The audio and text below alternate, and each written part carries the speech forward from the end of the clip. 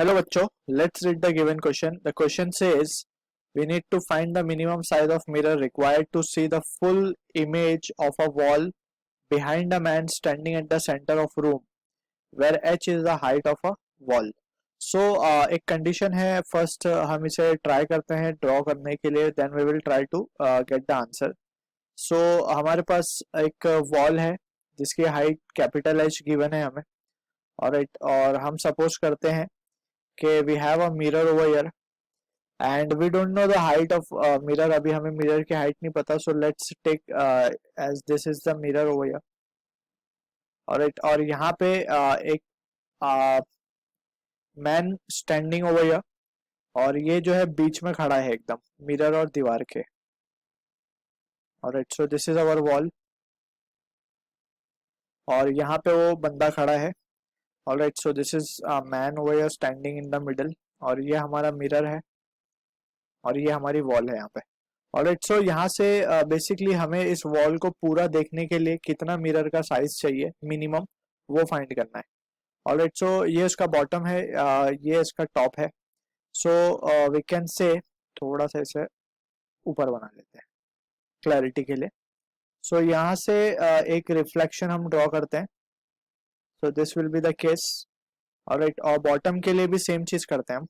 First एक रे यहाँ से टॉप से निकली होगी, इंसिडेंट रिफ्लेक्ट होके वापस यहाँ गई. ऑलराइट, सो यहाँ से अगर हम एक नॉर्मल ड्रॉ कर लें, so let's say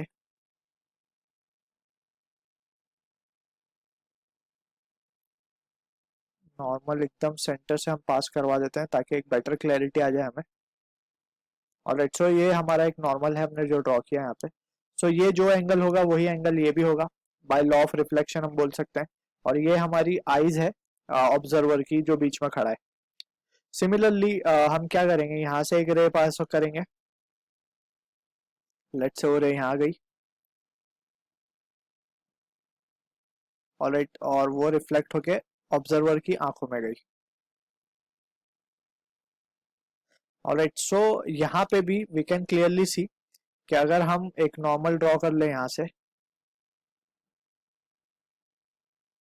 so basically if you carefully analyse हम कह सकते हैं कि जो रिक्वायर्ड पोर्शन ऑफ मिरर है वो from this point two this point इतना ही होगा. ऑलराइट, सो ये हमारा रिक्वायर्ड मिरर होगा. So now from the figure we can clearly see कि यहाँ पे ऑब्जर्वर की आई है और हम इतने ही सेक्शन में मिरर के पूरा वॉल देख पा रहे हैं. Alright, so basically let's say हम इसे नाम दे देते हैं ए बी सी, और इसे नाम दे देते हैं E F G. Alright, so ये सारे पॉइंट्स को हमने नाम दे दिए. नाउ अगर हम केयरफुली एनालाइज करें, सो जो distance if we suppose that अगर हम यहाँ से एक लाइन ड्रॉ कर लें सेंटर से जहाँ से ऑब्जर्वर ऑब्जर्व कर रहा है, सो ये डिस्टेंस की अगर हम बात करें, सो जो डिस्टेंस ये होगा लेट सपोज y, सो वही डिस्टेंस ये भी होगा y. और सिमिलर वे में अगर हम देखें केयरफुली एनालाइज करें, सो ये थोड़ा सा सिमेट्रिक बनाने की कोशिश करते हैं इसे ताकि ऑलराइट, सो यहाँ से वी कैन से, सो यहाँ पे ये जो भी डिस्टेंस होगा लेट सपोज अब ये स्केल पे नहीं है up to, so we can say just we have to understand this. थोड़ा सा स्केल से बनाएंगे, so up to scale, so we can get the accurate result over. So यहाँ पे ये जो डिस्टेंस आया है ये टोटल ये हमारा आया x plus Y.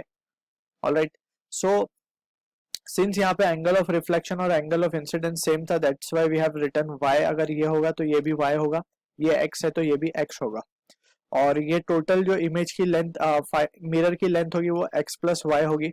Alright, so in this case हम कह सकते हैं कि ये जो ट्राइंगल हमने बनाया इसको भी पॉइंट्स को नाम दे देते हैं हम, A B C D point बोल देते हैं इस पॉइंट को हम. This is our D point, और इस पॉइंट को हम नाम दे देते हैं एम लेट से. सो फ्रॉम दिस फिगर हम अगर ट्राइंगल इसकी बात करें, that is this one D B, और यहाँ पे एक पॉइंट ले लेते हैं ओ. सो इन ट्राइंगल डीबीओ कह सकते हैं हम, in triangle DBO and A B C. Alright, so यहाँ पे So we can write by corresponding sides, we can say अगर ये दोनों triangle we can say both can be proved similar, so हम उसके corresponding sides लिख सकते हैं, that is AC upon DE, AC upon DO basically will be equals to BC upon BO. Alright, और अगर हम इस डिस्टेंस को D और दिस डिस्टेंस को स्मॉल d बोल दें, so we can say now this can be further written, अगर उसकी वैल्यू सब्स्टिट्यूट की जाए, सो AC को हम लिख सकते हैं AC अपॉन DO, तो हमारे लिए y है, और BC हमारे लिए जो है वो 2D हो जाएगा, और BO हमारे लिए D हो जाएगा, so D will get cancel out, so यहाँ से हम कह सकते हैं कि AC हमें मिला 2 इंटू वाई। सिमिलर तरीके से अगर हम ट्राइंगल लें, in triangle, so let's take it